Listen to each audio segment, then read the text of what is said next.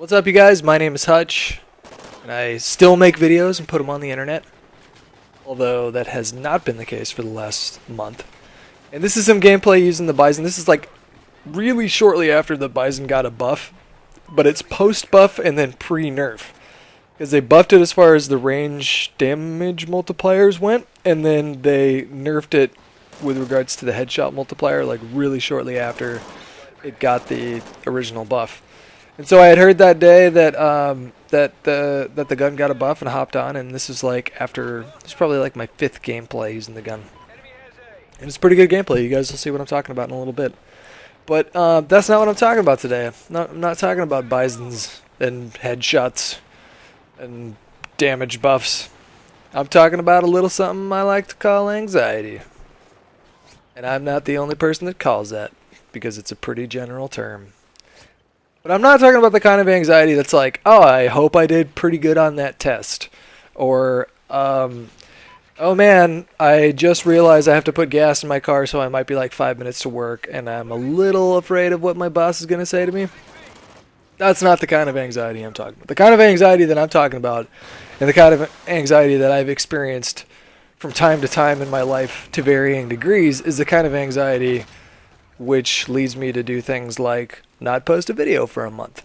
Because what happens, or what might happen, is something might pop up in my life, and it might make it really difficult for me to not feel distracted or to feel as into the idea of video games and being entertaining as I used to. And then 1 week will turn into 2, and then 2 into 3, and then 3 into 4, and then by the end of it, I'm just super worried about what everyone's going to say or think or speculate, and then the whole thing feels like this heavy load that I just cannot bear, which all sounds very dramatic, and in all honesty it is. It's very, very dramatic. Most people are not going to give a shit if you don't post a video for a few days and then just hop right back on the train, but that's not the kind of person I am, and that's not the kind of way that my brain works. And I want to talk a little bit about that today, because I think that there's other people, well, I know that there's other people out there in the world that experience similar kind of ways of thinking and negative attitudes, and has a sometimes not so profound and sometimes profound effect on their lives. But I'm making this video so that other people know that they're not the only ones that have this sort of experience. But so I'm just kind of generally an anxious person, and looking back, I have to say that I always have been to one degree or another, but I didn't really experience it. I should say I didn't really notice it until I was about 18 or 19 years old. And I think I think that's kind of all circumstantial, because when you're younger and you're in high school, or you're maybe younger than that, you don't have a whole lot on your plate that would cause the kind of anxiety that I'm talking about. Like the most you have to worry about is maybe like social status, which is a huge deal when you're that young. Like it's kind of the world, and that can lead to very stressful situations. But and then like kind of doing well in school, like those are the two big things. And then like family life, everybody's got a family, and hopefully everyone's got a nice family life that lends itself to being supportive and bringing out the best in you. But when you get older, 18, 19 years old, and you start to realize that you're on your own, and everyone out there in the world is on their own, and especially if you don't come from something like privilege or money. And when that thought starts occurring to you, when that idea really kicks in that you are responsible for yourself and no one else is responsible for you, and life is more than just watching your favorite TV show and like trying to figure out which party to go to on the weekend, it can be a really overwhelming thing to accept. So anyways, I mean, like, I have to say that when I look back on my life, I can think pretty clearly about it, and I have a pretty good understanding of maybe why I'm predisposed to have sort of an anxious disposition. But the why is not really important. Like, you can sit there and try and figure out which came first, the chicken or the egg, for hours and hours and hours, and go back and analyze your life and analyze your childhood, and figure out how you got to the point that maybe you're at, where you're going through some difficulty with something like anxiety. But it doesn't really help you. It doesn't really help you to have that sort of understanding. I mean, it might give you some clarity and insight about yourself that could help in other ways, but as far as actually addressing something like anxiety, it's not really going to do you too much good to try and figure out where that came from. For me, like it started to really become noticeable when, like I said, I became 18, 19 years old, and then I realized that that life was not what I had been accustomed to it being, and that it was never going to be the same anymore. And then, and how it affected me, and how it affects me to this day, and personally, and what anxiety does to me, and how it kind of manifests in my life is I will think a lot.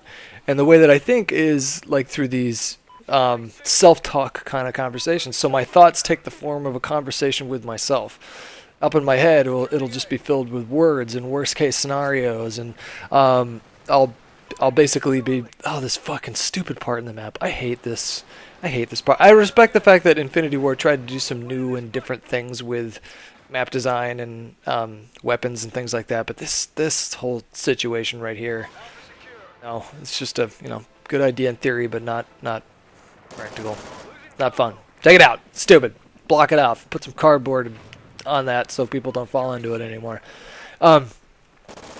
So anyways, what I wanted to tell you guys before this video wraps up, and the whole point that I was getting at, is that it's like, for me, it's like an obsession of the mind, and then coupled with a chemical response in my body that just triggers all kinds of stress hormones. So it could be one simple thought for me, like, oh, I haven't made a video in a few days.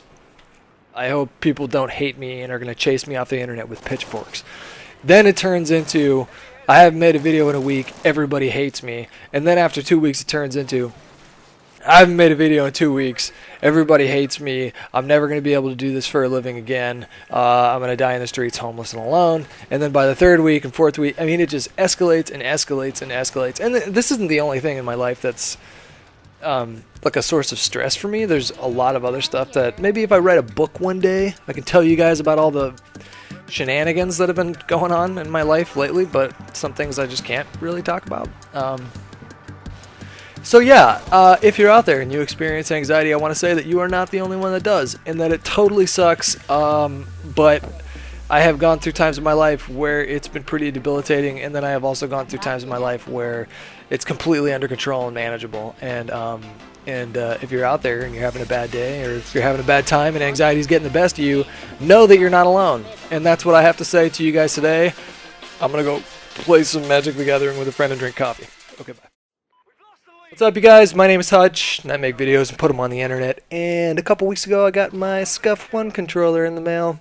I opted to go for the OpTic Scuff with the super NASA-created gamer grip on the background, and I have 4 paddles on the back, although I only used 2 of them. I feel like I should have just gotten the 2-paddle one.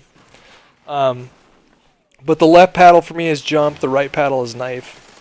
And I wish I would have switched them, because I prefer to have the jump on the right and the knife on the left, but I got used to it. And this gameplay is like my first or second day using the controller, and I think the gameplay speaks for itself, because there's just no freaking way that I'd be able to maneuver in the way that I do in this game and be able to strafe jump or strafe and jump at the same time to win gunfights and that sort of thing. And I still don't really knife that much. I've just gotten so used to playing on tactical for the last 4 years that knifing to me is just something that I only do if I'm like behind the guy.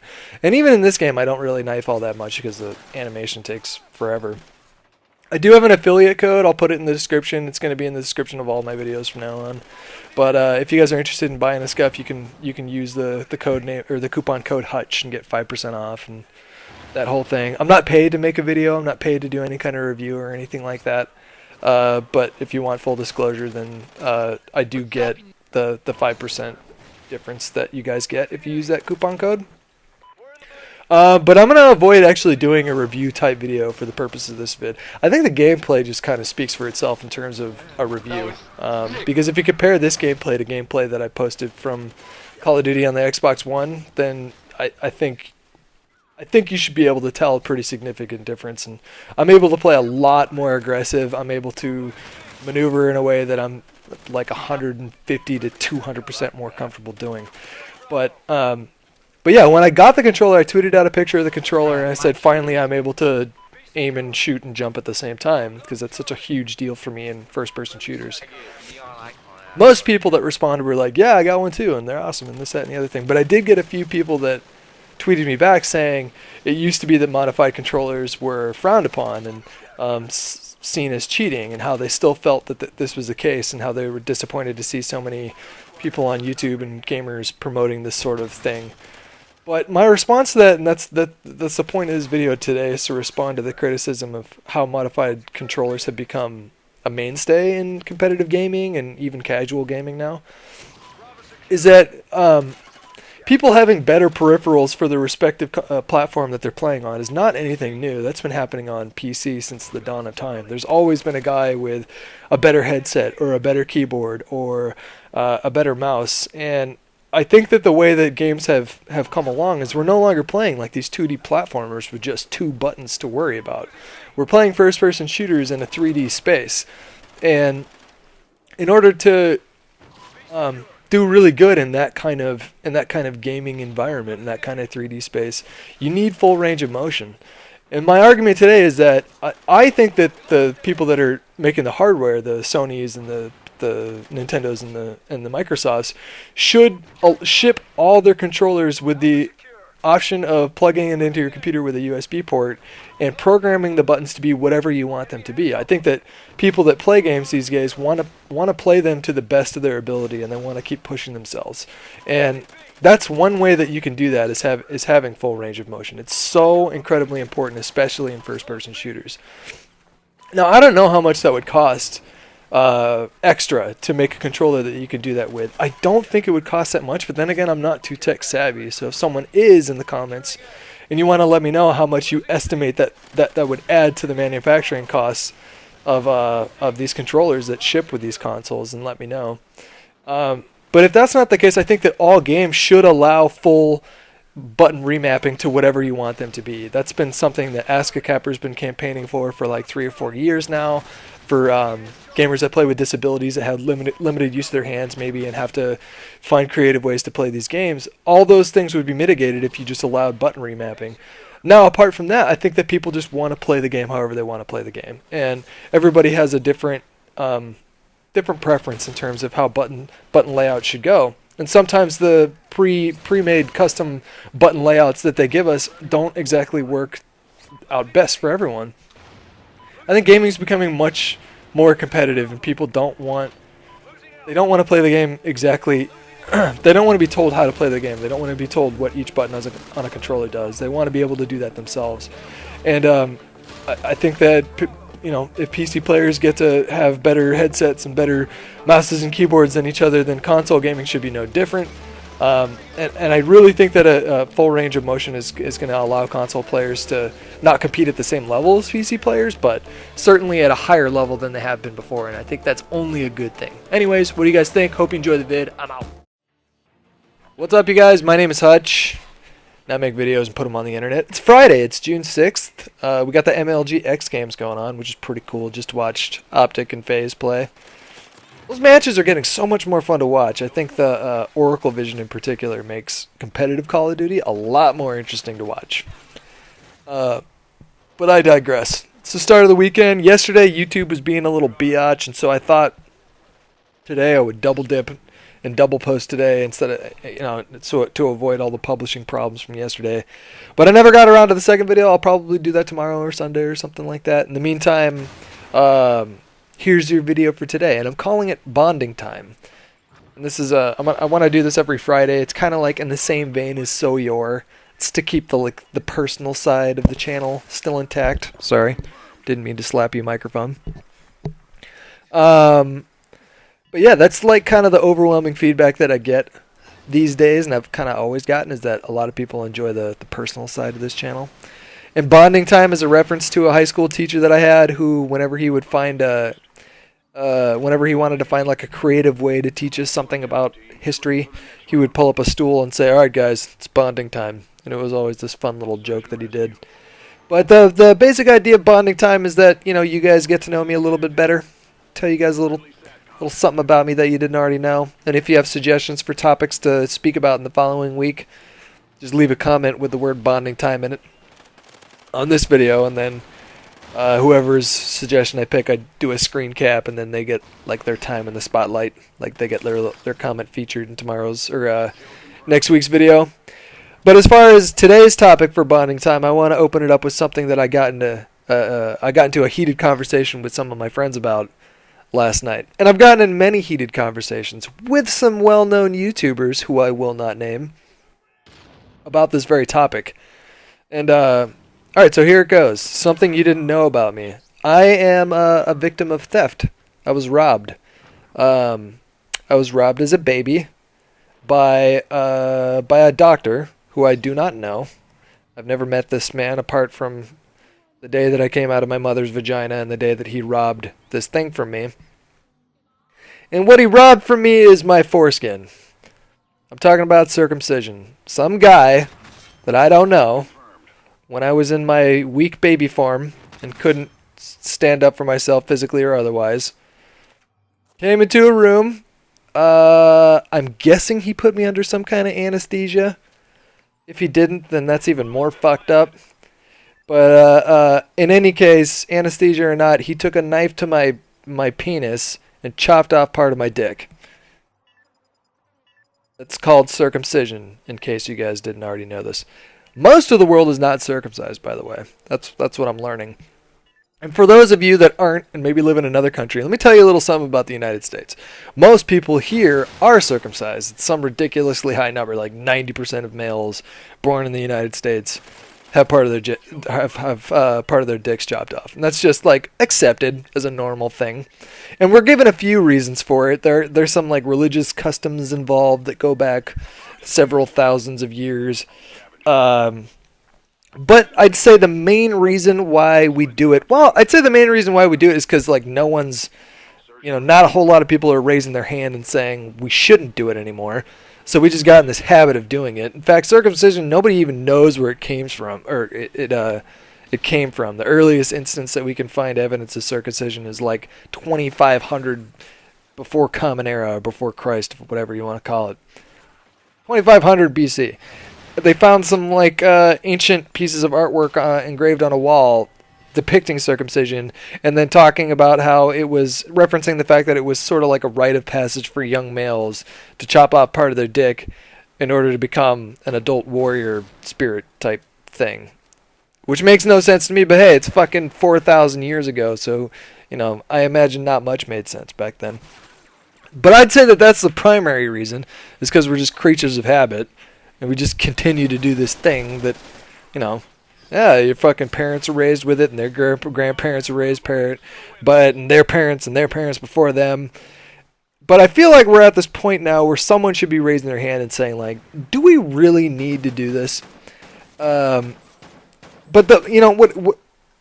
besides just being creatures of habit, I'd say that one of the other main reasons we do it is because we're told that's for health purposes. Like, somehow we're told in America, and we believe it by and large, that if you keep your foreskin, it's gonna like trap a bunch of residue and bacteria and dirt, and your dick's gonna turn black and it's just gonna fall off. But why do I not hear of this ever happening, ever? Like, why in country you don't hear about it happening in countries where most people aren't circumcised. You don't hear of like gigantic penis holocausts where like people's dicks are falling off by the hundreds because they're getting like bacteria and fucking like Cheeto dust stuck in their dick, and they don't clean it for like 7 months, and then it just falls off. I've never heard of this happening, and as far as I can tell, there's no actual evidence that suggests that having foreskin is a serious health issue. All my friends that have foreskin that I know of, their dicks seem fine. I haven't heard of anybody's dicks falling off. So that seems like total bullshit. If you guys haven't already been able to pick up on it by now, I think it's fucking ridiculous to chop part of your baby's penises off. If I ever have a kid, and if I ever have a boy, I am not fucking getting him circumcised. If he wants to circumcise his own penis by the time he's like a consenting adult, so be it. You want to chop part of your dick off? You're 18 years old. Do you have the resources to go out and do it? Go do it. Fine. You know, in fact, you know, most kids are so rebellious that they'd probably just get their dicks chopped off because you told them that you probably shouldn't do it. But I don't know of anybody who has foreskin that would ever consider chopping it off. You're talking about fucking nerve endings. There's literally a shit ton of nerve endings in that skin that they're just chopping off. So you're lopping off part of your sensitivity. In other words, sex and orgasms and masturbation is going to feel better if you have foreskin because there's more fucking skin there. So some guy that I don't know robbed me of my foreskin, just chopped off part of my penis, and made sex and orgasms less awesome for me as a result for the rest of my life. And I can't do anything about it. Like there's procedures where you can kind of like recreate what foreskin does, I think, but you can never get those nerve endings back. And it's total bullshit. Like why haven't we all kind of figured out by now that this is a totally outdated and unnecessary procedure? You're fucking mutilating penises. My body is mutilated and I'll never get it back. And that is frustrating to me to no end. And feel free to chime in the comments here, because I'm sure that there's going to be plenty of Americans that are like, ugh, foreskin's just gross and it looks weird. And it's probably going to smell funny and you're going to your dick's going to fall off. But then everybody else with like common sense and a working brain and foreskin on their penises are going to speak up and be like, dude, I've had foreskin my whole life and it's awesome and I've always been fine. I've never had a problem with my foreskin once. I imagine the biggest problem that you might have is like unaccidentally zipping it up in your zipper from time to time or something like that. I don't know, because I don't have foreskin. That's the point. If I had foreskin, I would know, but some asshole chopped part of my penis off. But I didn't give permission to do so. I wonder if I can sue him. I wonder if I'm sure that there has to be someone who attempted to sue a doctor for chopping part of their dick off when they were a baby. Or maybe people would sue their parents. I don't know if I could sue my parents. I don't think I would feel right about that. I'm not mad at them. They're a product of the times they were living in. I think I already mentioned that. It's like, this is just what we do culturally in this country. And it's just completely normal to do this. And so I'm not like pissed off about it at them. But like, if you're a doctor, then you should know, you should have access to information that there's nothing wrong with foreskin and that's going to make things feel better down there. I mean, I would take a moral stance if I was a doctor and just flat out refuse to chop penises off. But that's just me. I'm not a doctor. Who am I to judge? I just want my foreskin back. Anyways, that's bonding time today, guys. Hope you feel bonded with me in some way.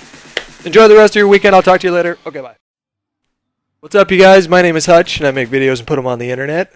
And today is Saturday, June 7th. It's about 3 p.m. at the time that I'm recording this.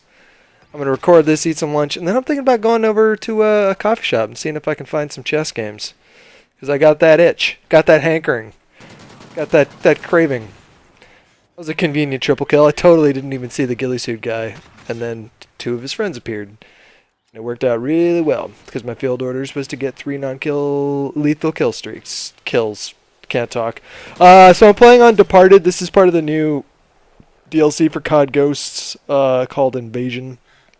I'm playing on the Xbox One. If that means anything to anybody. Doesn't mean anything to me. I don't know why I'm clarifying it, but why not? And I think this is my favorite map in the new pack. Like, they're all pretty small. Like, Favela was never like a huge map. Mutiny's the smallest, I believe. That's the one that takes place on a haunted death boat or harbor where there is a death boat in it. And the special kill streak in that one is you get to call on these 3 ghosts that follow you around, which is in no way as cool as this kill streak. This fucking kill streak that I'm using right now, the one that you get from the care package, the death mariachis, I think this is, not by far, but I think this is my favorite kind of cool little Easter eggy kill streak that they added into their DLCs. With the exception of maybe Predator, because that was a fucking rad kill streak. And yeah, that's kind of what I want to talk about today, is the fact that, like, of all the complaints that people have about Ghosts, and I had a few when it launched, but I still generally kind of liked the game. I thought it was a pretty good Call of Duty game. But I think they're doing a fucking fantastic job with DLC so far. The feedback that they got from the game's launch was that the maps were just way, way, way too big for people's liking. There was really only like a few maps that you could consider to be small or smallish. And it seems like a majority of players enjoy smaller maps in Call of Duty games. But all the maps in these DLC packs have been pretty small and pretty decent by and large.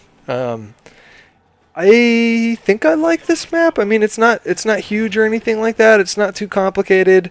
It plays really well on search. It reminds me of playing on Italy, CS_Italy from Counter-Strike. But and as far as I can tell, it plays really well on Domination too. I mean, this map I think I do better on this map than any of the other maps. For whatever reason, I can't seem to have a good match on Mutiny, and I think that's because it's so small. It's like there's always you always have to be watching your back in that map. Like some crazy shenanigans are gonna happen like all the time. Whereas this map, there's a little bit more breathing room to kind of like catch your bearings and do what I'm doing right here. This is kind of unfortunate because like the other team basically like rage quit. 4 more people join here in a second, but it might be boring just for the moment.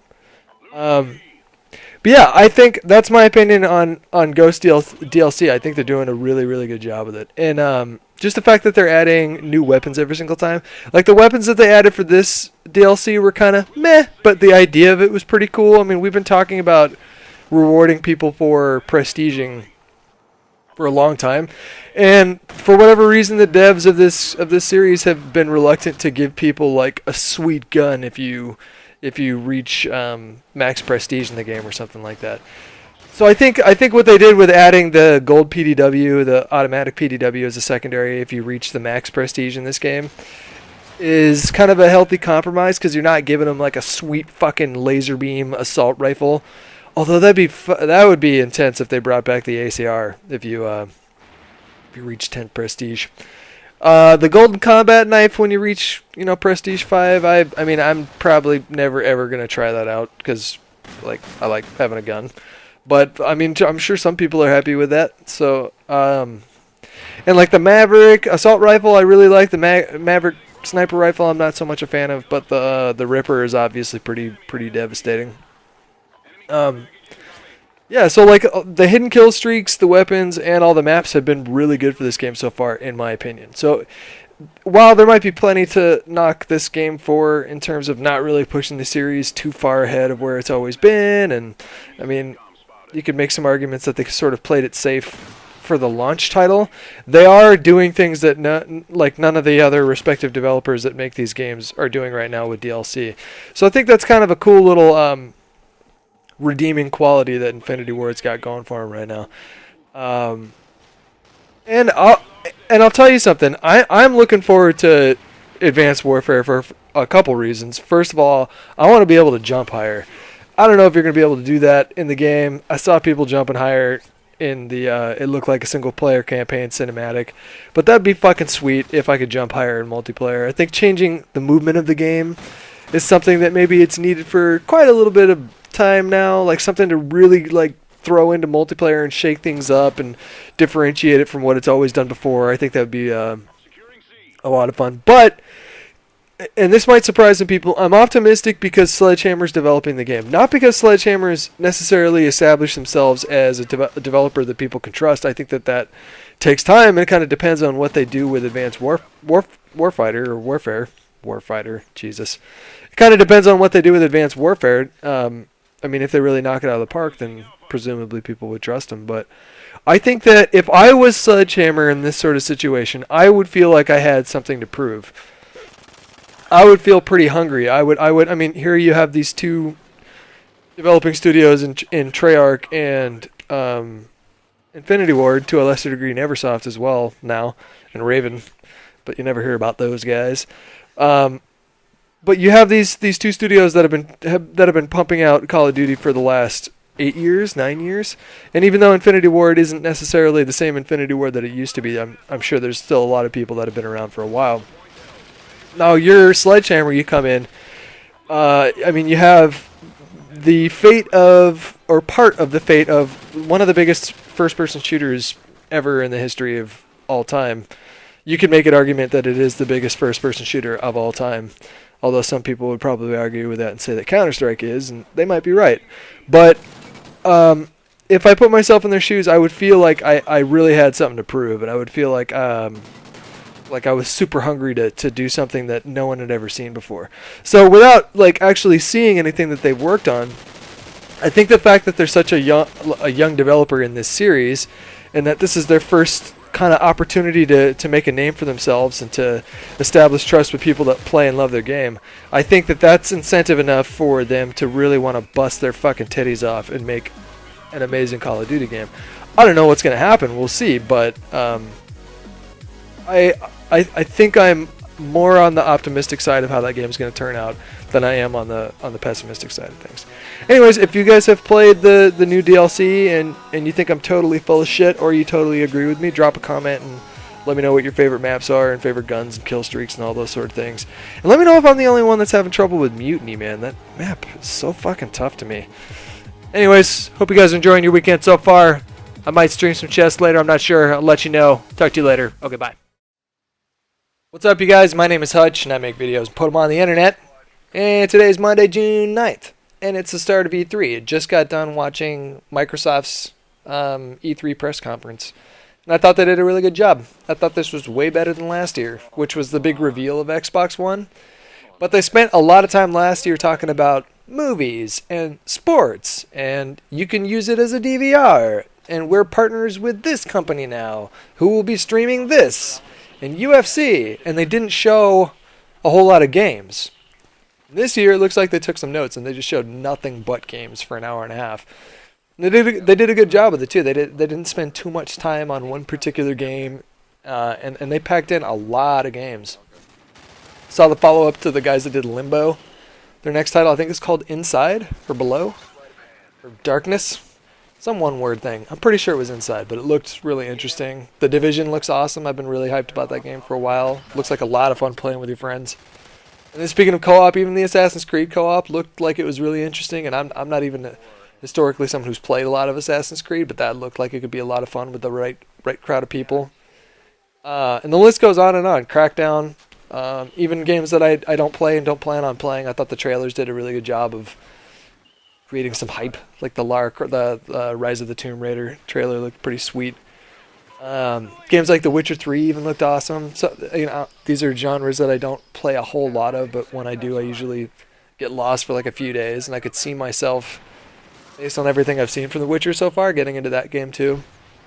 In any case, they showed a lot of games. I don't know if I mentioned Crackdown already, but Crackdown's coming back, which is huge. That's a game that, I haven't thought about Crackdown in years. No one saw that one coming. I didn't even hear any murmurs whatsoever of that IP being rebooted. But it looks like it's coming back, and that's a reason to be excited. And the trailer looks sweet too. And then, of course, we saw our obligatory Call of Duty trailer, and it looks like they're continuing their partnership as well with Microsoft, where they're going to get the DLC before anybody else. But I've learned to not expect too much from E3 demos. It's usually just single player, and the last single player for Call of Duty that I played was Black Ops 1. And before that, I played a little bit of Modern Warfare 2. I don't think I finished that campaign. I didn't finish the World at War campaign. I did finish the Call of Duty 4 campaign, but that campaign was pretty fucking epic. Yeah, I don't get too stoked on what I see for single player stuff, but I do try and pay attention to see if there's anything that's going to translate over to multiplayer. And what I did see was three things, one of which that we've already seen, which was the double jump. So like in this game, it was showing the character like double jumping from spot to spot in some bombed out area in Korea. And I am excited about that. I'm really excited to see if that's coming to multiplayer, because I think they really need to do that. They really do, and I'll get to that in a minute. But besides the double jump, we also saw like jet thrusters or jet boosters on the bottom of their boots. So they took them as a squad, like jumped down this long corridor, and were using their jet boosters, thrusters. I don't know what you call them. Little jet packs in your boots to slow down their fall. So when they reach the bottom, they didn't like slam into the floor and die. And then we also saw a dash. We hadn't seen that, and I don't think we saw that in the first trailer. But there was a horizontal dash, like when you're in your Titan in Titanfall. And it really looks like this team was maybe looking at Titanfall and taking notes like, well, we don't want these guys getting too much of an edge on the competition, so let's like beat them to the punch and incorporate some of that stuff into the game. That would be my guess, because it just seems like odd timing. A year after this rival studio of former Call of Duty developers come out with a brand new IP using things like jetpacks and dashes and double jumps, we see Call of Duty incorporating that into their next game. Historically speaking, we don't really see these things as necessarily being staples in all the games. So even if Sledgehammer introduces these new things, it's unlikely that we'll see that Black Ops 3 or whatever's coming next from Treyarch and Infinity Ward, they're not going to have to use these things. So maybe it'll just be a one-off. And I don't even know if they're coming to multiplayer, but I really do think that they need to start bringing this stuff to multiplayer. And I mean, we've been saying it for a long time, is that, you know, they've made some changes in Call of Duty, but it's been relatively kind of steady and consistent with what it offers in terms of multiplayer for quite some time now, basically since it's launched. And what better way to shake things up than by changing some things like the core mechanics of how you move in that game. That could be enough for me. That could add enough novelty to me personally to feel excited and to feel hyped about a new Call of Duty experience like I haven't. You know, last time I got really hyped for a Call of Duty game was probably Black Ops 1. I'm saying really hyped, and I want that to happen again. Share your thoughts. Do you think they should bring these things to multiplayer? I don't know. Let me know. Talk to you later. What's up, you guys? My name is Hutch, and I make videos and put them on the internet. And today's Friday. It is June the 13th. Almost the 12th, but it's not the 12th. It's the 13th. And last night I watched a movie called Predators, directed by Robert Rodriguez, the guy that did From Dusk Till Dawn, and guest directed in 4 Rooms. He did Machete and Machete Kills, and I think he did Sin City 1, if I'm not mistaken. But he's not doing Sin City 2. As far as directing goes, I think Frank Miller is actually going to be directing that one. So, yeah, I'm watching Predators last night, and I remember I saw that. It's like a remake, reimagining, reboot, I don't know what you call it, story in the Predator universe. And I had originally seen that movie in LA like a few years ago, and I didn't like it so much when it first came out, but I decided to give it a second shot last night. Which kind of ties in to the topic at hand today. It's Friday, which means it's bonding time. It's when I bond with you guys. Not to be mistaken for docking, because I can't dock because of my lack of foreskin, discussed in the previous bonding time with Hutch. But bonding time is kind of like a little Friday series I'd like to do with you guys to keep the personal side of this channel alive and well. Used to be, I did something along the lines of so your ... But I'm not so much into the vloggy type advice giving things so much these days. I do prefer to keep it gameplay centric, keep the focus on video games for this channel. But yeah, so the topic of today's bonding time is what I originally wanted to do with my life when I was a tiny little baby Hutch, or younger Hutch. And that was, I wanted to be a movie critic. And my career choices, or what I wanted to do, jumped around so much when I was, especially when you're younger, because you don't know shit. And I'm talking about like 5th, 6th, 7th grade. But I remember that was my ultimate fantasy, was to become a movie critic. And I used to wait, sometimes patiently, sometimes not so patiently, for the Friday edition of the newspaper to come every week, because I look forward to reading Roger Ebert's reviews of all the films that were coming out. And I just thought, in theory, that sounded like the most amazing job ever. I've always been a huge movie fan. I was raised with sort of 90s action movies like Predator and Die Hard and True Lies and pretty much every Arnold Schwarzenegger or Sylvester Stallone or Jean-Claude Van Damme or Wesley Snipes movie you can imagine. I've seen them all. and that was like by far the biggest genre that I was exposed to when I was a wee youngin'. Turns out that as I got older, my taste in movies kind of shifted more towards like dark comedies, kind of like artsy types. Like Eternal Sunshine of the Spotless Mind is my favorite movie and has been since I saw it in theaters on March 19th in 2003, 2004. I remember the date that I saw it because it was my sister's birthday. But yeah, that was originally what I wanted to do with my life. And I'm curious as to what you guys are thinking that you want to do with yours. Because it bounced around so much, like especially when I got to college. I got to college and my first major was business administration with a minor in Spanish. And I originally wanted to get into marketing. Now keep in mind, I picked this major when I was 17. I didn't really know too much about the world and my place in it and what I had imagined for myself. If you would have asked me back then, hey, do you want a career in the video games industry and video game media? I think, of course, I would have said yeah, but I didn't even really understand that was a thing back then. Video game media was not as big as it is now. It certainly existed, but it's not. I mean, you guys have a lot of role models that you can look to on YouTube and be like, yeah, if they can fucking do it, I can do it. But back then, we didn't really have that too much. It was way, way, way more of a niche crowd. Got to college, pre-business administration. I took 1 year of business classes, and I loathed it. I couldn't stand it. It was just so far off the mark from what I found interesting that it really left a sour taste in my mouth. So I ended up becoming undeclared my second year of college, and then my third year of college I switched to sociology major. I kept the Spanish minor. But I never did finish college. Like life events kind of popped up, and I didn't have the like financial backing that a lot of people have, and I was working full time, and I just kind of like one semester told myself, and this is the trap that you're gonna fall in, you youngster college students, if you ever say, hey, I'm gonna take one semester off and take it easy.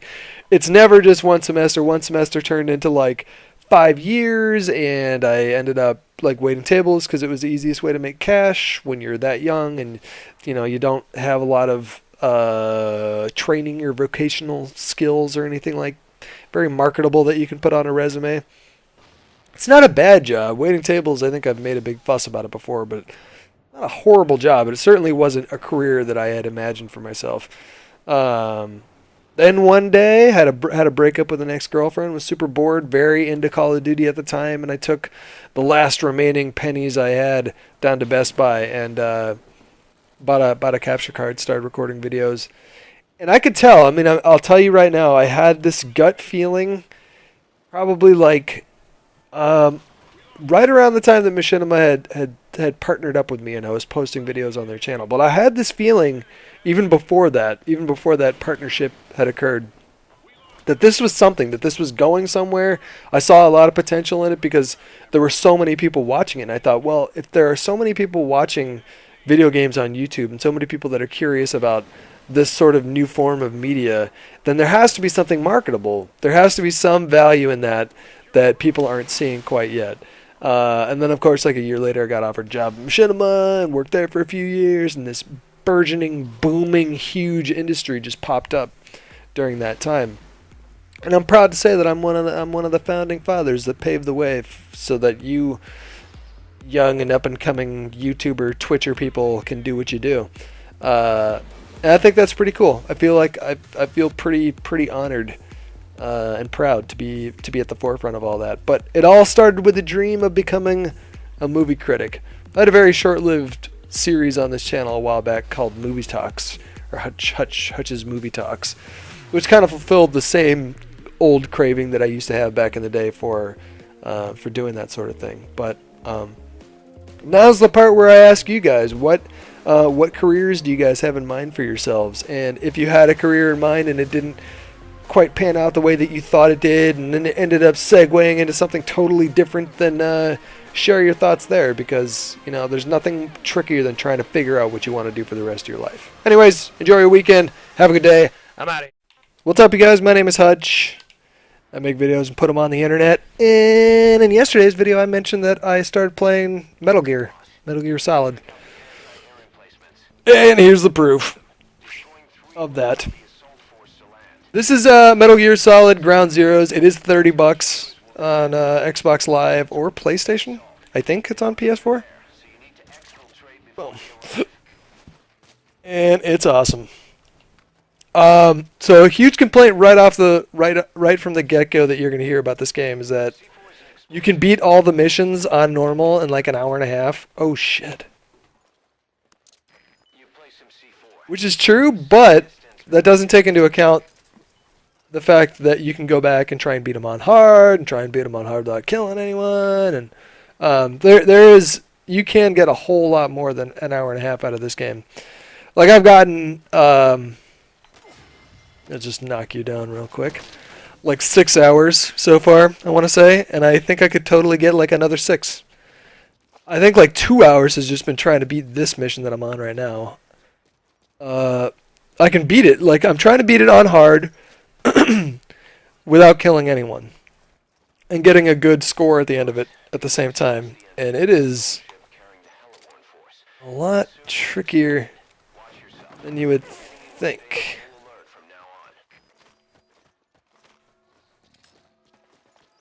Gotcha. Oh, no. Oh, damn it. It's alright. Don't notice me. You don't see shit. You don't see shit. And so yeah, I guess for the sake of the video, I'll pretend that I'm talking to a bunch of people that have not played the game like me. So yeah, you're Solid Snake. I don't know anything about that character besides the fact that he's kind of a badass. He likes to smoke cigarettes, and apparently, from this game at least, he was also in Call of Duty World at War, which is a joke because Kiefer Sutherland did the voice work for Snake. There we go. Alright, so now we're going to blow up that first one. Distract those guys. So the controls are pretty, like learning new controls for a game can be sort of frustrating, but these ones, okay, come on. Boom. Boom. Boom. There we go. Alright. Fuck! Got him! Ooh! High five, self! Alright. The problem doesn't stop at the torture facilities. The abductions on foreign soil are a violation of national sovereignty. And if that gets out, they're looking at major diplomatic headaches. That's why the government has given its unofficial consent to the JCS's plan, and this suppression op is going ahead. The end game is to conduct an on-the-scene survey of that black site and apprehend whoever was behind it. What the fuck are you doing up there?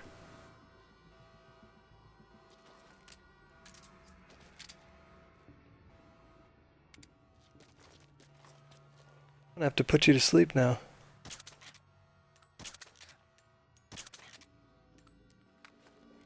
So if you get a headshot, it knocks him out right away. But if you don't, and you get 3 body shots, then it knocks him out too. So I need your missile. There it is.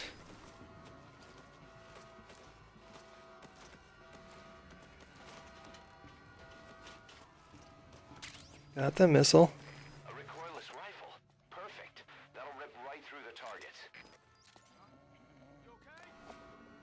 Oh no.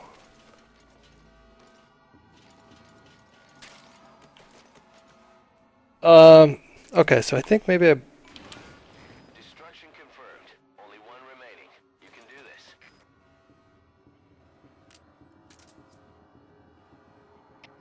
CP, this is Zulu 10. Some equipment got destroyed. Looks like the work of a hostile. Over. This is CP. Understood. Check it out immediately. Give us sit rep. Out. Oh, this is not good.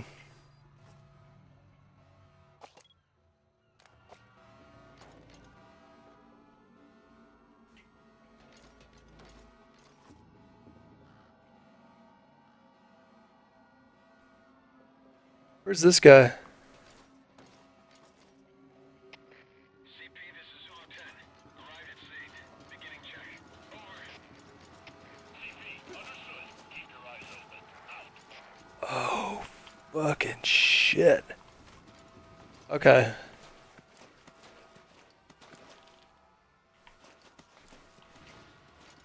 Oh my god, this is so hard.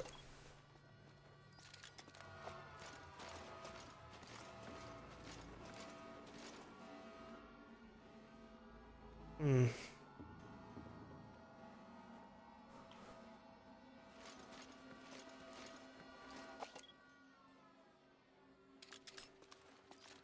Got this guy.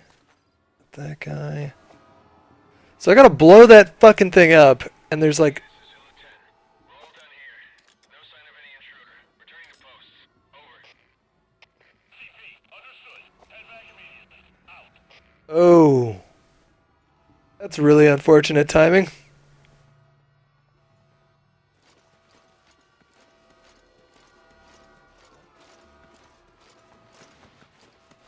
Oh my god, this is so hard. Why?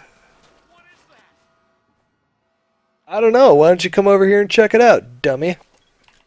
Taking a look. Oh, that's unfortunate. Why are there two of you up there? That's what's so fucking hard about this game is now... Oh, what are you... Will he see me? No. Won't see me. You're not smart enough to look underneath. My leg's not poking out, is it?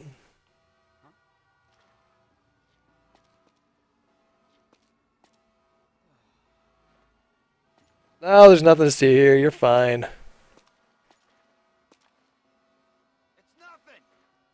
Yep. Nothing. Nothing over here. You run along now. Go away. And then... Alright. See, now this is going to be tricky.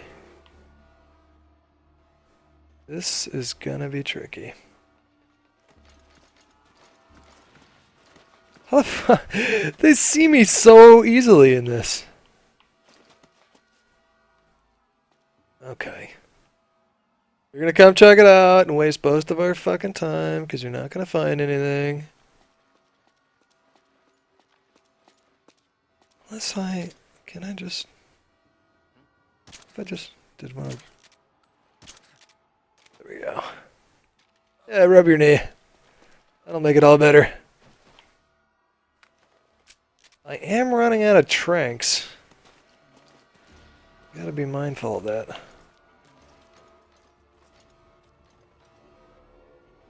Which way are you facing?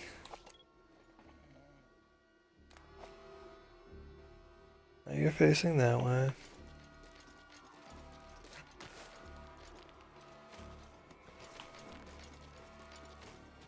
Oh my god, stay down.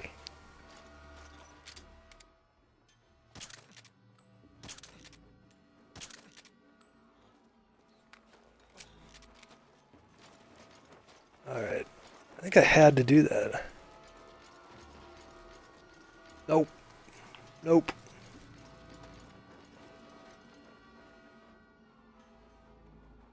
Are you gonna come down here and check it out now?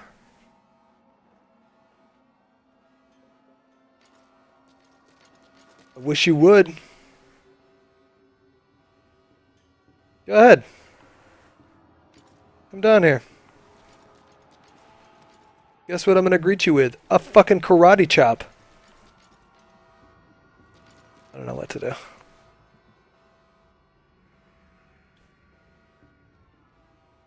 Stop looking at me. Don't you think life would be easier for both of us if you just stopped looking at me?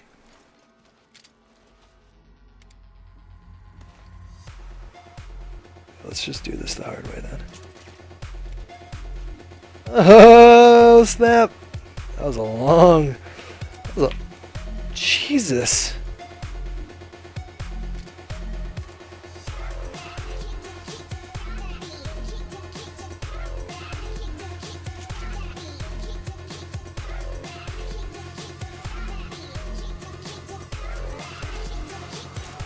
I didn't even see this fucking door.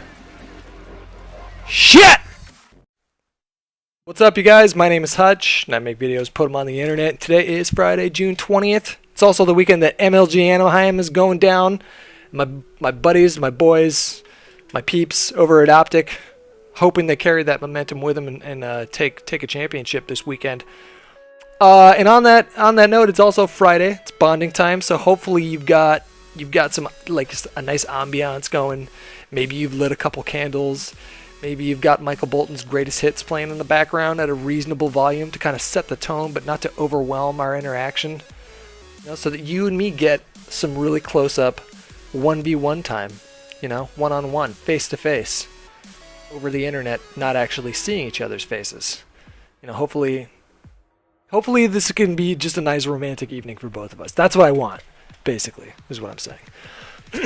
On the topic of OpTic, I figured that today's that Friday today being bonding time, a good topic of discussion would be to talk about how I ended up in OpTic way back in the day, and how different it was back then than it is now, and the whole experience of how that came to be. So I'm gonna jump right into it. This was in like October of 2008. I believe. And no, not October. Like November, December, January of 2008, early 2009. Call of Duty World at War had just come out like shortly before. And a lot of people ended up switching back over to Call of Duty 4 when that game came out. Just because it was a sort of a strange thing to do. Go back to World War II after they had already introduced like a modern setting for the warfares. But a lot of people were playing Call of Duty World at War, and a lot of people were still playing COD 4. So it was kind of a cool time. It's like you had these two games that were, you know, I'm sure World at War had more people on the playlist just because it was a newer game, but there were still a lot of people playing COD 4. And so I ended up going back to COD 4, but before I did that, I was looking up some videos on YouTube, and I had just started my own little channel of like really shitty sniping videos, like really super shitty, with like no commentary and maybe like the occasional montage. And I looked up some other gameplay, some sniping gameplay for World at War, and I found Hector's channel. And this was before OpTic even had a channel. It was his channel, his personal channel, which is Hexwe to this day. That was OpTic's channel back in the day. And so I found some gameplay of him playing on Cliffside World at War with the Arasaka. And he was using it unscoped. And playing really super aggressive with it. And like just... He was sniping like so quick. I mean, back then, it's like standard now to be quick with a sniper. But back then, not too many people were like that quick and that accurate with a sniper. And I was pretty blown away. And I ended up using the unscoped Arasaka after I saw that gameplay video and stuck with that. And then when I went over to COD 4 and I looked up some other videos that were on his channel, I discovered the whole OpTic team. And so OpTic, what OpTic was back then, it was not an MLG. Like they played game battles. They might have played MLG when MLG was like a lot smaller. But I'm pretty sure they just played game battles for Call of Duty 2 and maybe for like some Call of Duty 4. I'm not really sure. But what they were was they didn't want to call themselves a sniping team or a sniping clan. They wanted to call themselves a team. Like Hector was big on that. But they were guys that played Call of Duty 4 and were fucking just absolute surgeons when it came to using a scoped M40 instead of the ACOG M40. They didn't fuck with the Barrett. It was always a scoped M40A3. And like that was kind of a big deal because when you put the ACOG on the M40A3, it gave it a damage multiplier so that if you shot him in the foot, it would be a one-shot kill. So unless they had Juggernaut, it was always a one-shot kill no matter where you shot him, as long as it wasn't like through a wall or something like that. Then you might get a hit marker. But and also using an M40A3 an ACOG allowed you to be more aggressive on smaller maps like this one here. This is some old school gameplay, by the way. I just found some fun, exciting domination COD 4 gameplay on my channel from back in the day, so I just downloaded that, and I wanted to put some COD 4 back here. And so yeah, so what these guys were doing with the sniper rifle, I had never seen that before, and nobody had ever really seen that before. They were doing like reg scope, quick scoping, and playing super aggressive with a reg scope before like people even thought to do something like that. And And like it was kind of just like for style points and just to prove, like it was kind of like a show off thing, like, hey, you're using an M16, watch what I can do with this gun, even though you clearly have an advantage on me. And they were also big for 1v1s. Like I'd say more than anything else, more than playing against other teams of snipers and making cool montages, is that like bragging rights as far as 1v1s on shipment went were like, that was pretty much everything when it came to being an OpTic before. And so you'd watch these videos of these kids talking lots of shit and calling out people on the team, and then when they play them on shipment, they would just get absolutely murdered. And this was a really small community too. I mean, this is back when if you had 2,000 subscribers on your YouTube channel, I mean, that was a big deal. And so when I saw these guys doing what they were doing with sniper rifles, I immediately wanted to be a part of that. I just thought it was so cool.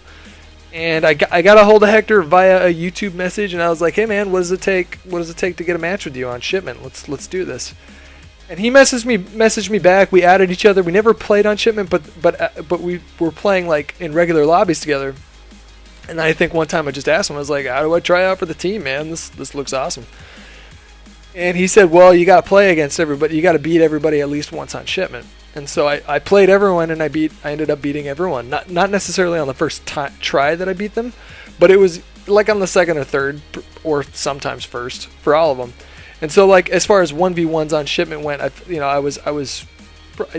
like on the same level as most everybody on the team, with the exception of maybe Psychosis, because that guy was just the spawn killing master when it came to shipment. And the roster was super small back then. It was sulfuric and carcinogenic, I think. Tumorous, Hex, me, who am I? Carcinogen. There it is. Carcinogen, sulfuric, tumorous, Hex, myself, and like two other guys. I can't remember their name, but it was a real small team. But this was like we weren't playing for like money or gold medals or anything like that. It was purely just for bragging rights back then, which I thought was just, I thought it was so awesome to be a part of that. I mean, just to see where it's gone from just like this small little team of snipers to where it is now. I mean, you got to give Hector all the credit in the world for, wow, that aim was just terrible. Were you watching that? How was I even a sniper with aim like that? But seeing where it's come to like to this day from where it was back then is just pretty astonishing. A small little channel of people that just loved calling out shit talkers and just embarrassing them in a 1v1 on this tiny map on COD 4. You know, that from that being the emphasis to like winning fucking X Games gold medals and competing for MLG championships is pretty astonishing. Super happy for those dudes. What ended up happening is I was on the team, and then like right before I got picked up from Machinima, and I knew that I wanted to just focus on like my channel and seeing where that could take me in terms of making revenue off of it, potentially getting a job with the company. I called up Hector and I was like, "Hey man, no hard feelings or anything like that, but I think I'm gonna pull out from the team and focus on my little thing that I'm doing over here." And it was totally fine. It wasn't like there was any tension or weirdness or awkwardness or anything like that. He was just like, totally. I mean, and after that, nothing really changed. We still played together all the time. I was still doing 1v1s all the time, but I was just really busy doing stuff with pushing videos to see where they could go and building up a community of that kind of stuff. But for a time there, like just having OpTic in front of my name really did make me feel like I was like a badass and commanded some respect, because like not as many people knew. I mean, OpTic can't play in a lobby anymore these days without at least someone recognizing them. But back then when you were in OpTic, if you played in like 20 lobbies and maybe one person recognized you, that person would immediately be like, holy shit, this guy's an OpTic. Don't want to fuck around with him, man. All those guys are super good. It was really cool to be a part of that. I mean, you felt like you had some like immediate bragging rights just by having an OpTic in your name. Anyways, that's my story of OpTic. If you have any other questions, leave them in the comments. And that's going to do it. Enjoy your weekend. I'll talk to you later. Peace out. Dead. Whoa, I'm getting shot from blue.